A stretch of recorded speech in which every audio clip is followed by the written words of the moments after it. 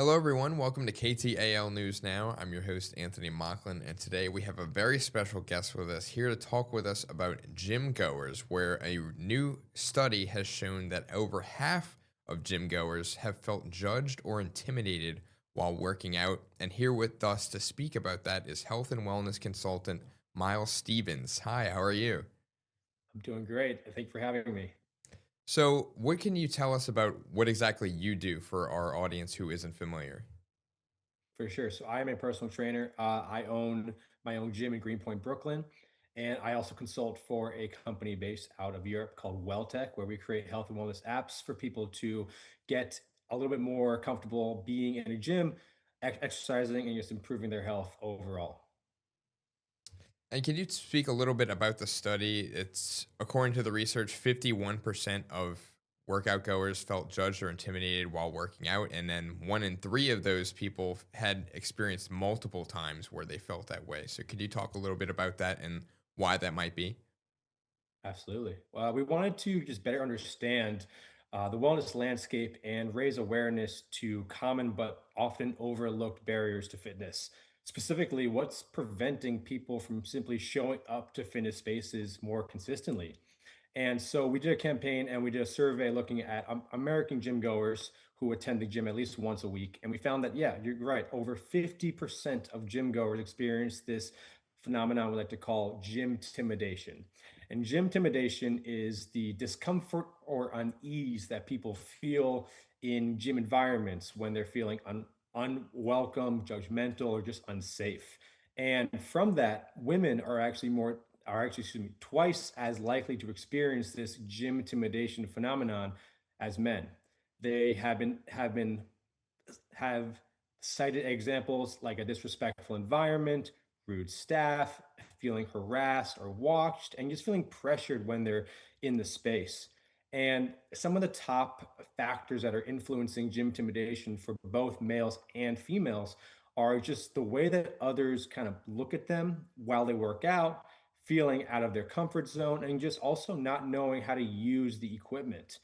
And so the purpose of this campaign was simply to raise awareness to this and promote more inclusive fitness spaces so that people can feel comfortable when they work out and go to these gyms. Yeah, and speaking more to the research, another point that was made was that 47% of Americans believe that the gym culture and the atmosphere, like you were talking about, contributes to this. So, what specifically about it could you dive a little bit deeper into why that they might feel that way? Yeah, so a lot of spaces or gyms in particular sometimes prioritize things like like weight loss or like appearance and having to look a certain way. And if you don't look that exact way or you don't fit into the mold that you see other people, I guess, looking like, then it can feel like you're not in the right space and that you're an outsider looking in. And so, being a little bit more inclusive within the spaces and allowing people from all different types of backgrounds without having a fear of judgment will be a better thing.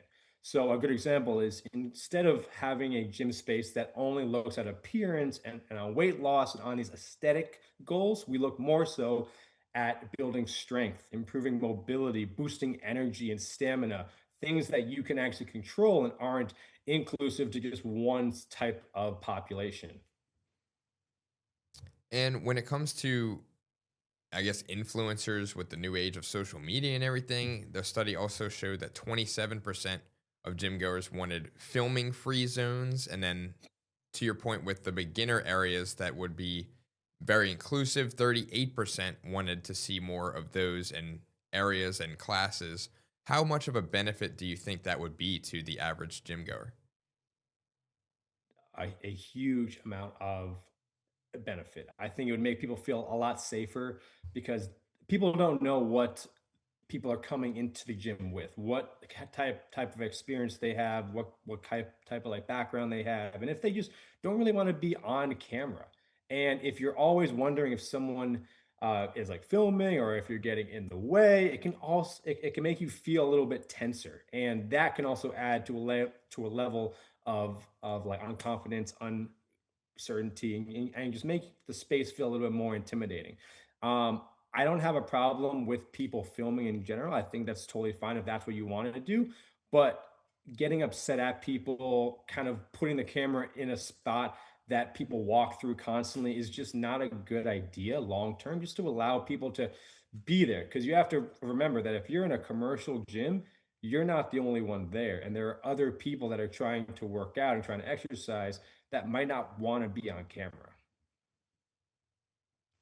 And I guess more so to that point with people filming and like I was saying, influence and stuff, specifically the younger generation, where Gen Z, according to the research, over 2/3 of Gen Z specifically felt intimidated, and over 1/3 of those experienced repeated intimidation. So, is there a reason why that, I guess, generation or age group in particular feels that way?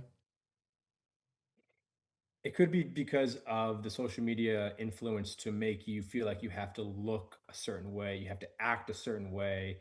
And in this age of AI and social media, everything is doctored, and not everything, but there are ways for people to portray themselves on these apps that make them look stronger, make them look more shredded, more cut up, that can create an unhealthy body image for a lot of people. Meaning that if you see an influencer that you love and that you like look up to, and they have abs and they're shredded and they look a certain way and you don't look that way, it can make you feel like, well, there's no point in me continuing because I'm never going to look that way. And it can go both ways. It can add to it and say, well, I want to look like this, so let me prioritize my health, my nutrition, my training, and then push you up there, and then help you to be a little bit stronger, a little bit healthier. Or it can say, oh my God, that's such a long journey I have to go down. I'm never going to get there. So it's not worth my time because I don't look a certain way. And so I think realizing that everyone's going to look a little bit different, everyone's journey, everyone's body is a totally different space. And so just allowing you to say, I am me. How can I get a little bit better every single day? And just if you show up to the gym and say, how can I get 1% better today than yesterday? And you keep doing that over time, you're going to create a environment that promotes positivity, health, and wellness. And that isn't only looking at how do I look in the mirror.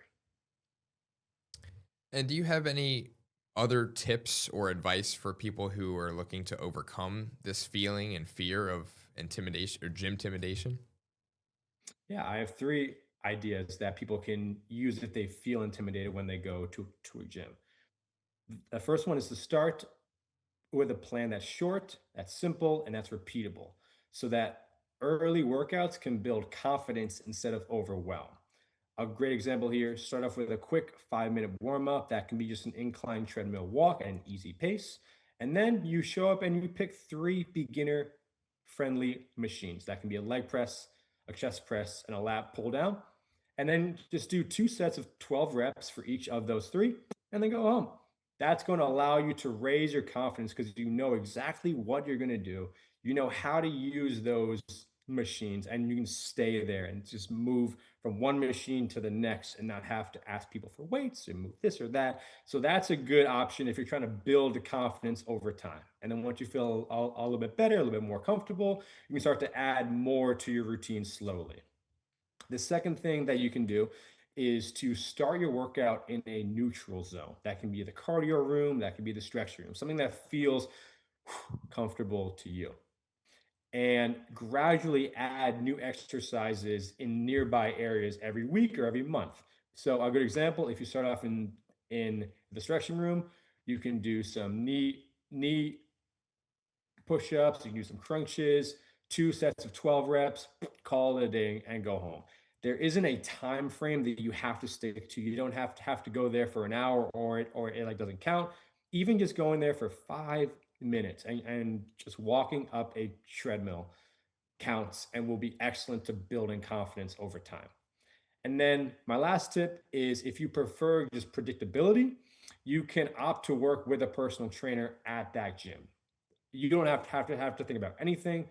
You just show up. They're there to tell you exactly what to do. And just being with another person can add to that confidence and allow you to feel, all right, I'm not by myself here, and I know exactly what I'm doing, and he or she can help me out with that. And do you think, like for Planet Fitness, for example, they're really big on it being a judgment free zone. Do you think that kind of messaging really resonates with the people who actually work out at those types of gyms? I haven't been to a Planet Fitness in in years, unfortunately. But I know that sometimes that, while it has a good meaning, can sometimes be misconstrued. I believe it's called a lunk-free zone or something like that. And so I think sometimes they take it to the extreme where you can't grunt. And I think if you do grunt to an extent, that's okay. But yeah, I think you don't necessarily need to have that extreme where where it's you're labeling it a judgment free zone, but just creating safer spaces. Like I said, creating more functional goals like strength and mobility and energy, and kind of prioritizing that in your messaging, in your Instagram posts, in your TikToks, and just in the gym itself versus being a gym that's mostly focused on how do I look in the mirror. And is there anything that I didn't ask you today that you wanted to touch a little bit more on? The biggest thing when it comes to going to a gym is that you always think that people are looking at you. And I promise you, every single person in the gym is thinking that exact same thing. Something that's helped me and like a lot of my clients is that if you think about when you see people pass you on the street and they do something crazy, you're not going to think about them long term. Maybe like a minute, 2 minutes afterwards, and then it totally forgets. So don't think that everyone's watching you, everyone's judging you.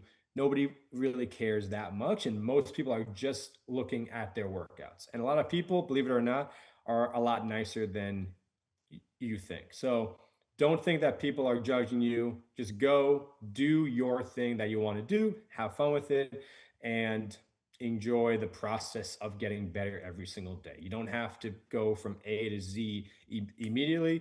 You can go A to B to C to D and slowly take those steps over time to get you to where you want to be long term. Yeah, I mean, you made a good point about, the short memory of things because, I mean, I haven't been to the gym in a while. I've been slacking on that department, but whenever I Anthony. have been, I don't I couldn't tell you the any moment or memory that I've had with a stranger or like somebody I didn't know where I was like, "Oh my gosh," like I never was like, I mean, I'm not a judgmental person, but I still would not ever like if I did it, I would remember it on the way home and then after that it would just Nothing. gone completely. Exactly. Yeah. Exactly. So it's I think it's very important because even while you're working out, it's like you said, most people are only ever really focused on improving themselves rather than being judgmental to anybody. At least that's what I've experienced. So that's some really great points that you made. 100%. Just do what you need to do. Have like a plan and have fun. Enjoy it. And like if somebody does kind of like look at you weird, who cares? Go home. It's it's it's totally fine. It's not gonna change who you are. Just enjoy it, have fun, and get a little bit better every single day. That's all that anybody could ever ask of you. Awesome. Well, thank you so much again for taking the time to speak with me today. Of course, anytime. Thank you so much for having me. And if you haven't yet, be sure to visit ktalnews.com, which is where you can get all of your local breaking and trending topics. You can stream KTAL News now every day, Monday through Friday at 1 p.m. on ktalnews.com. But for now, I'm Anthony Mocklin. Have a great rest of your day, and thank you for joining us.